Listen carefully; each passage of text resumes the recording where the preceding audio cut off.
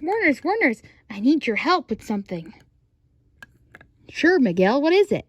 Well, I know it's Boomerang Month and all, and, I was instructed to be a part of a football game. A football game, you say? Yes. And I need a special movie to help me review it or something. Like, I need a project for school or whatever. Well, Miguel, I think we have the perfect movie for you. And it is Scooby Doo and the Ghostly Goals. Go! Doesn't that take place in Rio and not exactly, Mexico? Yeah, but it works in this context of things. Great. So, what is this movie exactly? Glad you asked, our Mexican friend. It is a movie. One of the Scooby Doo movies. Just like the Scooby Doo Pirates Ahoy, it was set around that sort of period, but I think this was dated closely before the other ones. So I think it's mostly close to reveal. Anyway, the story. The story is that, the gang are in Rio, and they're enjoying their nicely time, having a parade and going on vacation. When all of a sudden they're going through a solving mystery with some kind of creature that steals a kid's soccer ball and ruins the parade. Now the gang has to find out who this monster is, and they got another mystery to solve in their hands. This story is really nice, but I feel like it's nothing too special. I mean, sure, we're in Rio, and sure, there's soccer included in the show, but I feel like it shouldn't have to be a big, giant movie. When I want to watch a Scooby-Doo movie, I think it's important to explain why it's a Scooby-Doo movie, and what is the important specialty of making it a movie in the first place.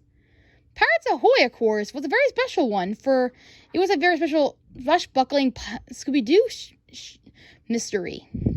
Also, it also calls back to some Scooby-Doo moments within episodes and shows. In here, it doesn't make much difference. It doesn't really tell us, it doesn't call back to anything. And it doesn't really make much sense. I mean, you could do any episode of Scooby-Doo with soccer and Rio. It doesn't make much of a difference, really. So what's the point of putting our gang in Rio and playing soccer if they never done that before? But the story is really average, and I consider it as an episode really than a longer movie per se. The characters do just fine within the movie as well. But it's not as they're all average. I think they're all pretty much good enough. The animation's not so great in terms of Scooby-Doo movies. Unlike Pirates Ahoy, where it's all bright and shiny, this one is very dark, and every now and then you see Scooby-Doo losing his spots every now and then in the footage. And every now and then their footage are miscolored or not light enough to see. So the animation is not as great in quality as you think. It's as lazy as Hanna-Barbera can get.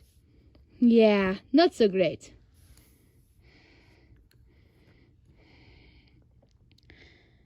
Overall, Scooby-Doo and those Ghostly Goals is a good movie, but it's not a good movie in the sense that it's worth watching. You're better off watching a better Scooby-Doo movie than this. But if you're really curious to find out what it's all about, I recommend you give it a chance. But don't expect too much from it. Don't expect any callbacks or anything like that. Just expect a very simple Scooby-Doo episode. That's really all it is, an hour-long episode. If you're willing to stay for the long haul for it, then it's really worth it. Other than that, I give this movie a 9 out of 10. Hope that helps you out, Miguel. Thanks, guys. It was a great review for me. Now I'm going to go play football. Does he know that it's called soccer and not football? In Mexico, it's different, wacko. That is confusing.